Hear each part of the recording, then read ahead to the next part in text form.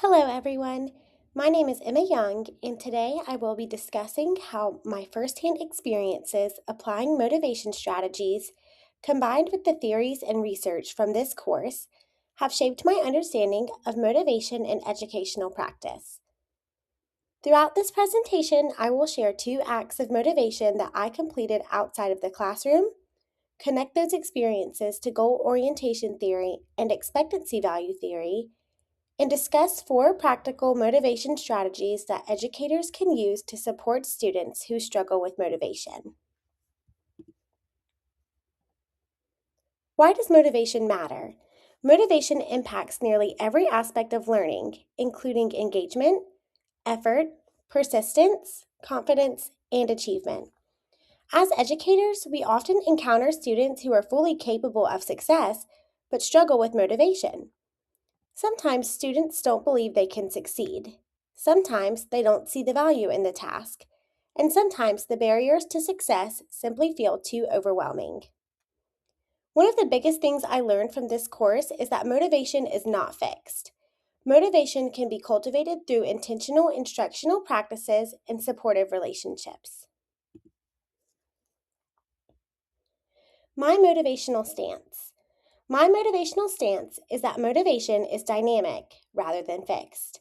Students are not simply motivated or unmotivated people. Instead, motivation is heavily influenced by relationships, classroom environments, expectations, and support systems. As educators, our role is not simply to expect motivation from students, but to actively create conditions that help motivation develop and grow.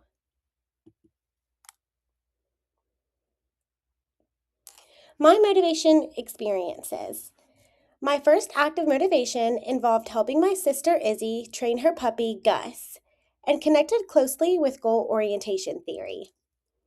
My second act of motivation involved helping my twin sister Ellie begin a fitness journey before her wedding, and this connected closely with expectancy value theory.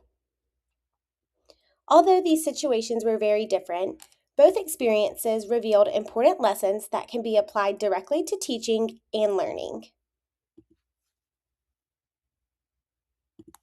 Now I'm going to talk about my goal orientation theory experience. When Izzy first got her puppy, she wanted to train him herself because she wanted to prove that she was capable of doing it independently. However, as training became more difficult and progress slowed, her motivation began to decrease. This experience aligned closely with goal orientation theory because her motivation was initially driven by proving competence and receiving validation from others.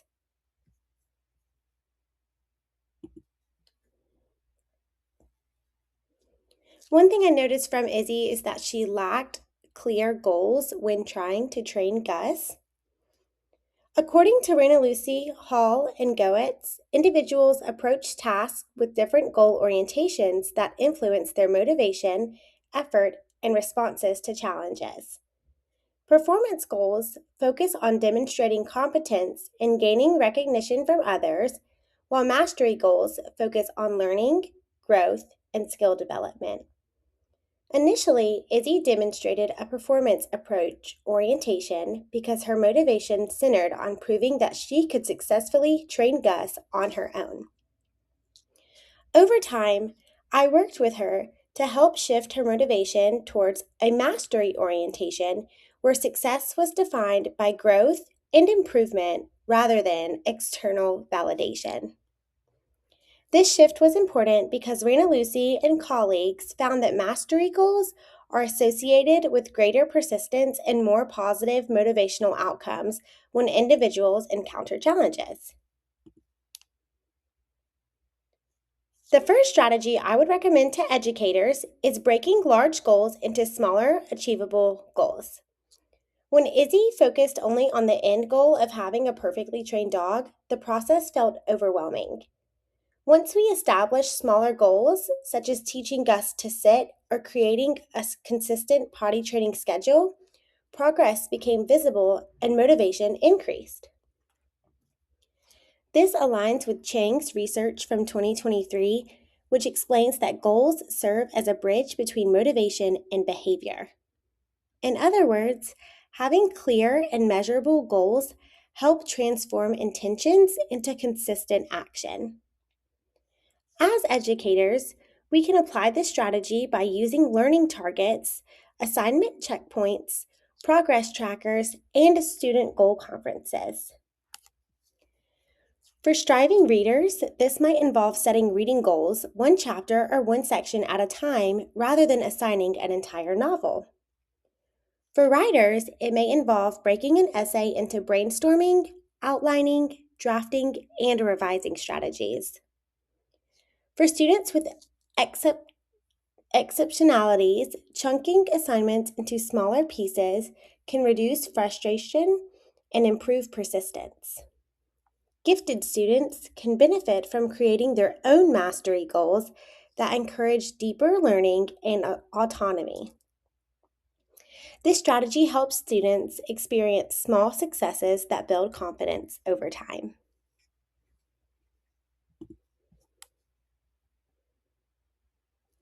The second strategy is praising effort, growth, and persistence rather than focusing only on outcomes. Instead of praising Gus's progress alone, I focused on praising Izzy's consistency, organization, and effort throughout the process. This approach is supported by Bardick and colleagues' research, which found that environments emphasizing effort, growth, and improvement are more likely to promote mastery goals, while environments that focus heavily on grades and comparison tend to encourage performance goals. As a future educator, I want my feedback to focus on strategies, persistence, and improvement rather than simply final outcomes. For example, instead of saying, "You're so smart," I want to say things like, "I noticed how many strategies you tried," or "Your revision made your writing so much stronger." I also want to incorporate reflection journals, student self-assessments, and opportunities for revision so students can reorganize their own growth. This strategy is especially important for students with low self-confidence, multilingual learners who may fear making mistakes, and gifted students who struggle with perfectionism. My goal is to create a classroom culture where mistakes are viewed as normal and valuable part of learning. So the results of goal orientation intervention, these strategies had a positive impact on Izzy's motivation. She became more consistent, more confident, and more focused on improving her skills rather than seeking recognition from others. This experience reinforced my belief that students are more likely to persist when they can see progress and feel supported through the learning process. Now for my expectancy value theory. My second act of motivation involved my twin sister Ellie and her fitness journey before her wedding. Although she highly valued becoming healthier and believed she could succeed, she struggled to begin because of the cost associated with working out. It felt too high. These costs included time, money, energy, and anxiety.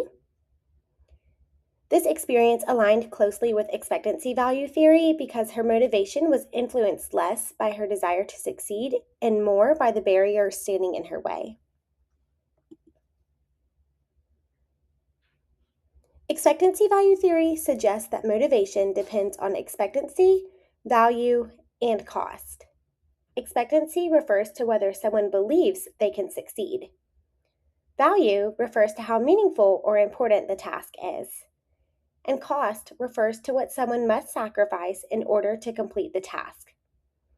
Ellie had high expectancy because she had been active her entire life and believed she was capable of succeeding.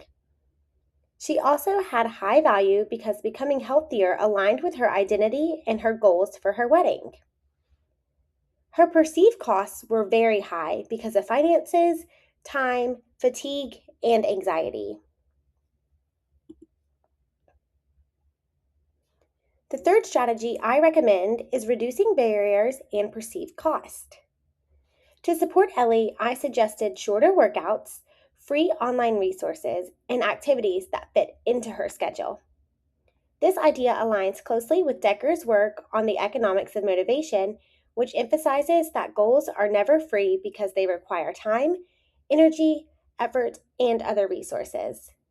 When the perceived cost of success becomes too high, motivation often decreases, even when students see value in the task and believe they are capable of succeeding. In classrooms, students often appear unmotivated when they are actually overwhelmed by the cost of success.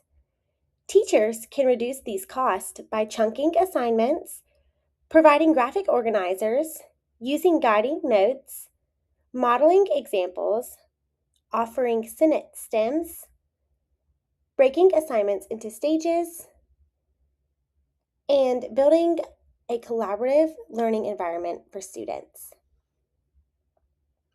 Striving readers may benefit from shorter reading passages and scaffolded instruction. Multilingual learners may benefit from vocabulary supports and visual aids. Students with exceptionalities may benefit from accommodations and assistive technology. Students with anxiety may benefit from alternative presentation formats or smaller group discussions. As educators, our job is not to lower expectations, but to remove unnecessary barriers so students can focus their energy on learning. The fourth strategy I would implement is increasing relevance and value. Ellie's motivation increased because exercise was directly connected to a goal that was meaningful to her. Students ask similar questions every day, such as, why does this matter? When will I use this? How does this connect to me? Teachers can increase value by incorporating student interest, providing opportunities for choice, using real-world applications, and connecting learning to future careers and goals. For example, math can be connected to budgeting, shopping discounts, or sports statistics. Writing assignments can allow students to choose topics that matter to them personally. Science can be connected to health, technology, or environmental issues. Multilingual students benefit when instruction reflects their cultures and their experiences. Gifted students often become more motivated when they are given opportunities for independent inquiry and exploration. When students understand the purpose behind learning, they are much more likely to invest effort and persist through challenges. So the results from my expectancy value theory: the interventions were successful because they reduced barriers and allowed Ellie to experience early success. These small successes increased her confidence and her motivation.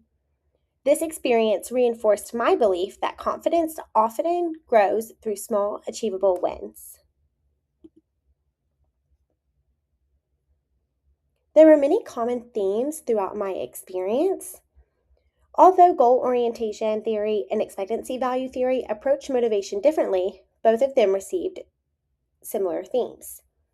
What I learned is relationships matter, support matters, confidence matters, and small successes matter. Motivation increases when learners feel capable, supported, and are able to see progress toward meaningful goals. One of the most important lessons I learned is that motivation strategies cannot be one size fits all. We need to be able to support our diverse learners. Striving readers and writers benefit from smaller goals and frequent feedback. Bi and multilingual learners benefit from culturally responsive instruction and language supports. Gifted students benefit from autonomy and challenge. Students with exceptionalities benefit from accommodations and reduced barriers. Knowing our students allows us to choose strategies that meet their individual needs. Based on these experiences, there are several interventions I plan to implement in my classroom. To support goal setting, I will use learning targets, progress monitoring, and student goal conferences. To encourage mastery goals, I will use process-focused feedback, reflection journals, and revision opportunities. To reduce barriers, I will use scaffolds such as graphic organizers, sentence stems, and chunked assignments. To increase value, I will incorporate student choice, project-based learning, and culturally relevant instruction. These interventions transform motivation theory into practical classroom experience. What I learned. Personally, I learned that listening and encouragement can significantly impact motivation. Professionally, I learned that effective motivation begins with relationships. Knowing each of our students matter. The better we know our students, the better we can support them and design learning experiences that motivate them to succeed.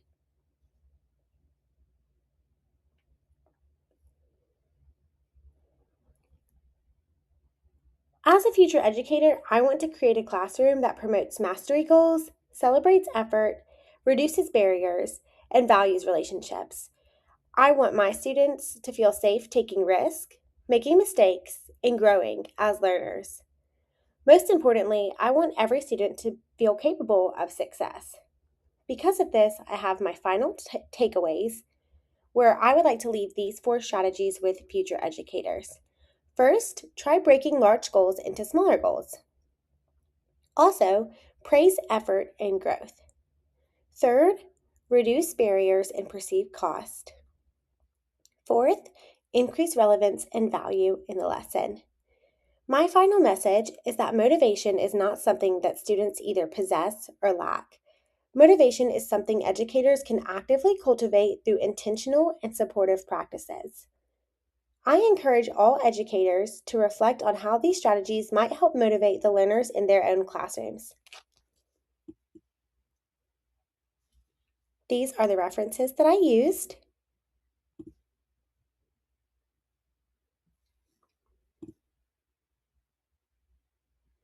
Thank you so much for listening.